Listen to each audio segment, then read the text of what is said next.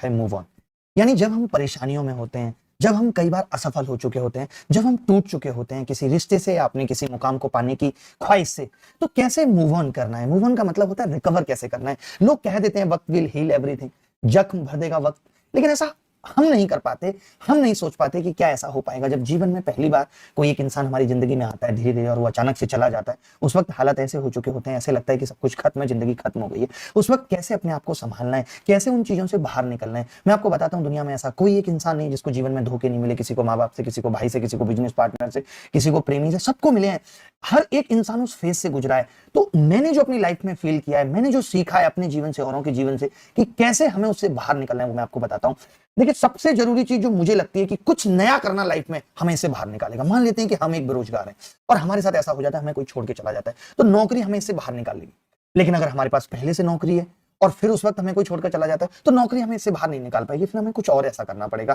फिर मुझे नए दोस्त बनाने पड़ेंगे, मैं नए लोगों के बीच में बैठूंगा, या नई ऐसी चीजें होंगी। मुझे या तो उससे बड़ी नौकरी चाहिए, या मैं अपना यूट्यूब चैनल बना के मैं ये कोशिश करूंगा कि 10, 20, 50 हजार लोग मुझे जाने। मतलब नया कुछ करना पड़ेगा। नयापन एक ऐसी चीज है जो हमें किसी भी गम या दुख से निकाल देता है।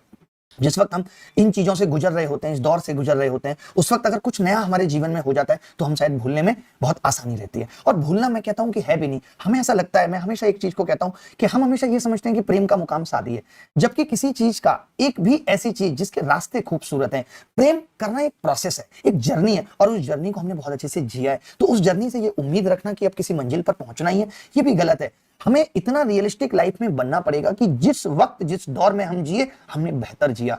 हम क्या करते हैं कि जीते कम है। आज वो सेल्फी वाला ट्रेंड आ गया है। हम क्या करते हैं, आज हम किसी के साथ हैं या हम अकेले भी हैं, तो हम जहां हैं उस चीज को एंजॉय ना करते हुए सिर्फ सेल्फी सेल्फी खींच रहे हैं। इससे हो क्या रहा है कि अब मुझे ये पता चला कि मैं उस जगह दोबारा नहीं जा सकता, तो मैं उस सेल्फी को देख के दुखी हो रहा हूं। मैं क्या कहता हूं कि हम उन यादों को अपने दिमाग में या मोबाइल में कैद करने की जो होड़ है ना, और जिसकी वजह से हम उस वक्त को जी नहीं पा रहे, ये सबसे बड़ा दुख हमारे जीवन का है। जब हम साथ थे तब हमने उस वक्त को जिया नहीं, और अब हम अफसोस करते हैं। वैसे अफसोस उन लोगों को ज्यादा होता है जो अपने रिश्ते को बहुत खराब करके छोड़ते हैं।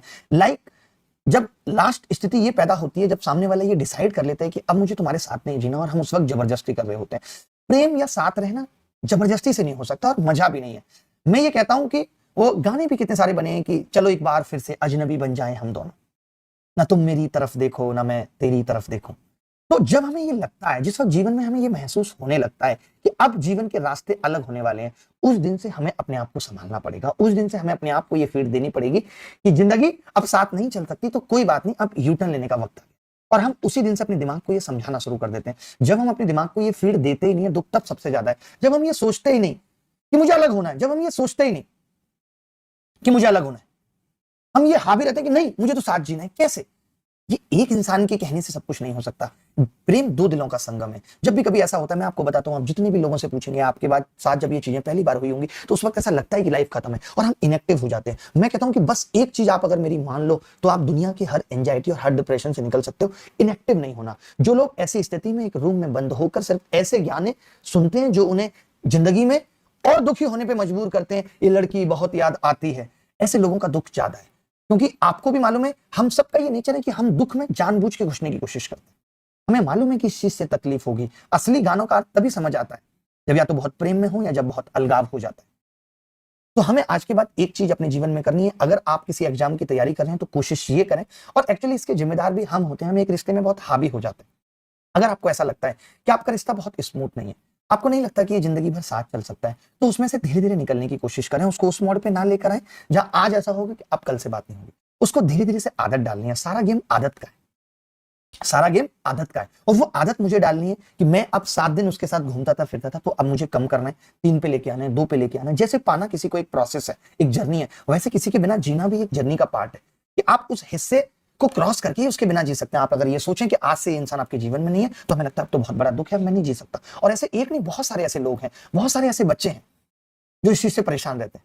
तो इसका एक ही तरीका है कि हम इनएक्टिव नहीं रहेंगे। जब ऐसी चीजें जिंदगी में आती हैं तो कुछ दिन का ब्रेक बनता है। आप 10 दिन ये मान लीजिए, हमारे ऊपर स्ट्रेस पता है क्यों ज्यादा आता है? जब हम इन चीजों से निकलते हैं या जब हम ब्रेकअप जैसी चीज से गुजरते हैं तो मालूम हमें क्या होता है? हमें लगता है मेरी पढ़ाई सफर हो रही है, मैं पढ़ाई नहीं कर पाऊंगा। तो भूल जाइए 10 दिन के लिए कि मैं पढ़ाई करूंगा नहीं, 15 दिन के लिए मैं पढ़ाई करूंगा नहीं, मैं नए दोस्त बनाऊंगा, मैं नए लोगों से मिलूंगा, मैं नई जगह जाऊंगा। जितनी चीजें मैं अभी तक नहीं कर पा रहा था, कोई रिश्तेदार मुझे बुला रहा था, मैं वहां नहीं जा पा रहा था, ये सारी चीजें मैं करूंगा।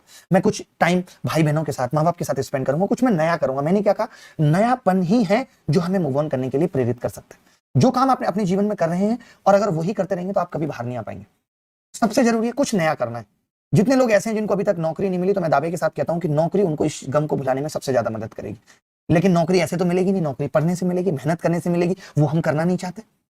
बताओ आप कितने लोग आप में से ऐसे हैं जो सच में मेहनत करना चाहते हैं? अभी 4 महीने हमारे पास हैं, 3 महीने हमारे पास हैं, मैक्सिमम वैकेंसी इस बार हैं, लेकिन हम अभी भी क्या उतनी पढ़ाई कर रहे हैं जितनी जरूरी है? क्या हम अभी भी उतना ही समय यूट्यूब पे लगा रहे हैं जितना जरूरी है? नहीं, हम तो इंस्टाग्राम रील से लेकर के, यूट्यूब शॉर्ट से लेकर के, तमाम ऐसी वायरल वीडियो को देखने से लेकर के अपने समय की बर्बादी कर रहे हैं। क्या इस बर्बादी से हम कभी नौकरी के लक्ष्य तक पहुंच पाएंगे? नहीं। अगर आपको किसी की जिंदगी से दूर भी जाना है, जब आपको ये लग गया है, तो धीरे धीरे इसकी एक प्लानिंग करिए, आराम से धीरे धीरे।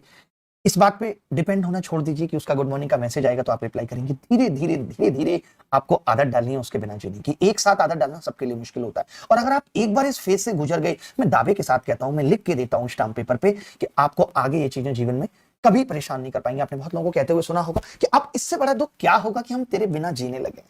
मैं कहता हूं इस बात को कि अब ऐसी कौन सी बात है जो हमें रुला सकती है? अब हम तेरे बिना जीने लगे हैं, अब तेरे बिना जीने की आदत डाल ली है। अब तू नहीं है, लेकिन फर्क नहीं पड़ता कि मैं खाना तब खाऊंगा जब तू कहेगी कि लंच हो गया, डिनर हो गया। अब फर्क नहीं पड़ता। उस स्टेज पे जब आप जीवन के आ जाएंगे तो मुझे लगता है कि वो जीवन का सबसे खुशनुमा वक्त होता है, जब सिर्फ मुस्कुराहटें हैं, क्योंकि अब फर्क नहीं पड़ता। अब ना किसी के आने से फर्क पड़ता है, ना आप किसी के फिर जाने से फर्क पड़ता है। ये असली जीवन है। जब जीवन में ये चीज आ जाती है ना, फिर मजा आना शुरू होता है जीवन का, जब सारे डर खत्म हो जाते हैं। एक बार ये चीज आपके जीवन के सारे डर खत्म कर देगी, क्योंकि ये वो चीज होगी जो हम सोच नहीं सकते थे कि कभी इसके बिना भी जीना पड़ेगा। कहते हैं ना कि फिर एक बार कोविड हो जाए तो एंटीबॉडीज बन जाती हैं। अब दोबारा तिबारा जब भी कोविड होगा तो फर्क नहीं पड़ता, क्योंकि एंटीबॉडीज है। तो अपने अंदर एंटीबॉडीज की तरह इस चीज को लेना है। सब आदत का खेल है, उसकी पड़ गई तुम्हारी भी पड़ जाएगी।